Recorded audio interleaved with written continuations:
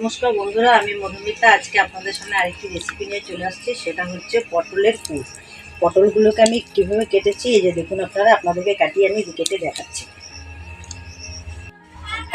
বন্ধুরা, আমি এই সাইজের পটল নিয়েছি, 8টা আন্দাজ পটল নিয়েছি।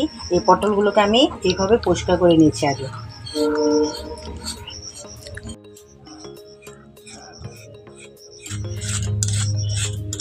বন্ধুরা, আপনাদেরকে পটল দিয়ে অনেক কিছু দেখিয়েছি, পটল বাটা, পটল থেকে ধরে অনেক রকম রেসিপি করে দেখাচ্ছি। এটা হচ্ছে পটলের পুর, এটা দেখানো হয়নি। আপনারা দেখুন পটলের পুরটা করি, আপনাদের ভালো লাগলে অবশ্যই করে খাবেন।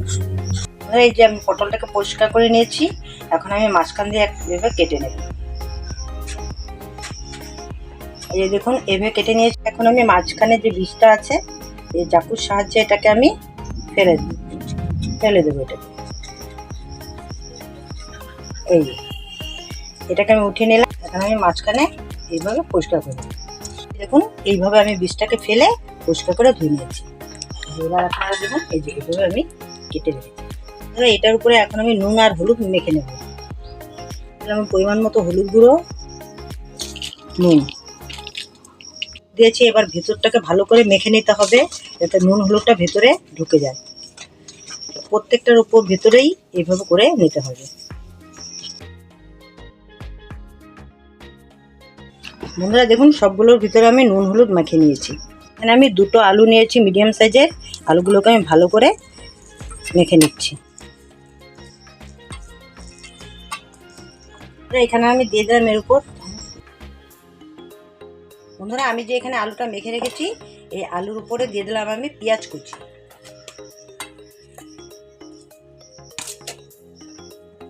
কেটে রেখেছি কুচি কুচি করে লঙ্কাটাকে দিয়ে দিলাম। আদাটাকে আমি গ্রেট করে রেখেছিলাম, আদাটা দিয়ে দিলাম। তারপরে এখানে দিলাম আমি রসুন গ্রেট করে রেখেছিলাম, ওটাকে দিয়ে দিলাম। হালকা পরিমাণে পটলের বীজ পেস্টটাকে, এখানে জিরের গুঁড়ো, গরম মশলার গুঁড়ো। তারপরে এখানে দিয়ে দিলাম একটা গোটা ডিম ভেঙে দেব। আপনারা চাইলে 2টো দিতে পারেন, আমি একটা দিয়েছি। এখানে আমি দিলাম পরিমাণ মতো নুন, এখানে আমি হলুদ গুঁড়ো, চাইলে দিতে পারেন, না চাইলেও দিতে পারেন। আমি সামান্য পরিমাণ লঙ্কার গুঁড়ো দিয়ে দিলাম।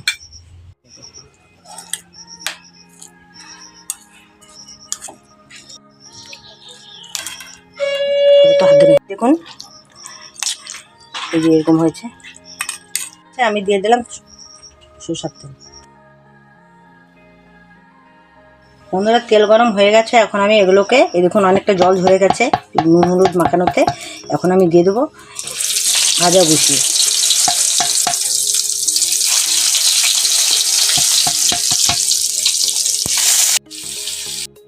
এখান থেকে আমি মশলাটাকে এটার ভিতর দিয়ে আমি ঢুকিয়ে দেবো। দিয়ে নিলে হয়তো ভালো আছে, সব কিন্তু খাইছি।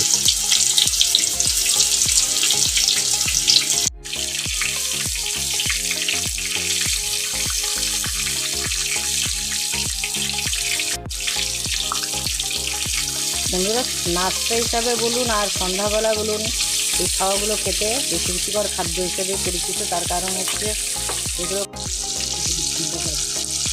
বন্ধুরা এই যে দেখুন, এবার আমি এগুলো থেকে হালকা করে উল্টে দেব।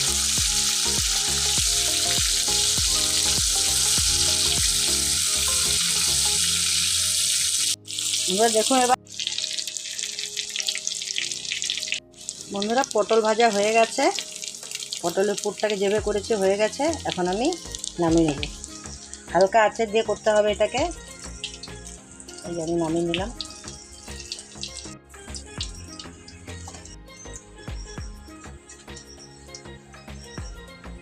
ঘুরিয়ে নিলাম নুন হলুদ মাখাতে।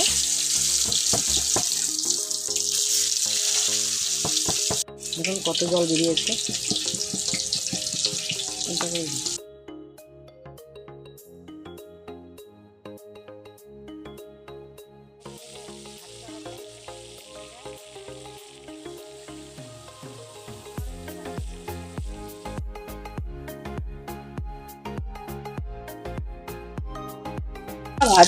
ভেজে নিয়েছি, এখন আবার আমি উঠিয়ে নিলাম। বাকি যে বড়াগুলো ছিল, পটলগুলো ছিল, সেগুলো আমি ভেজে নিচ্ছি। বন্ধুরা, আমি পুরগুলোকে এখন ভিতরে দিয়ে দিচ্ছি।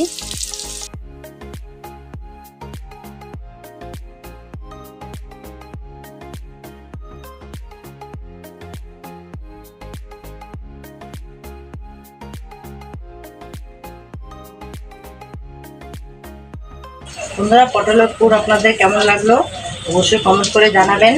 আর আমি যেভাবে করেছি আপনারা ওইভাবে করে খেয়ে দেখবেন, ভালো লাগবে। আর যদি ভিডিওটা ভালো লেগে থাকে আপনাদের, তাহলে অবশ্যই লাইক, শেয়ার, সাবস্ক্রাইবটা করে দেবেন, শেয়ারও করে দেবেন। সঙ্গে থাকবেন আর ভালো থাকবেন।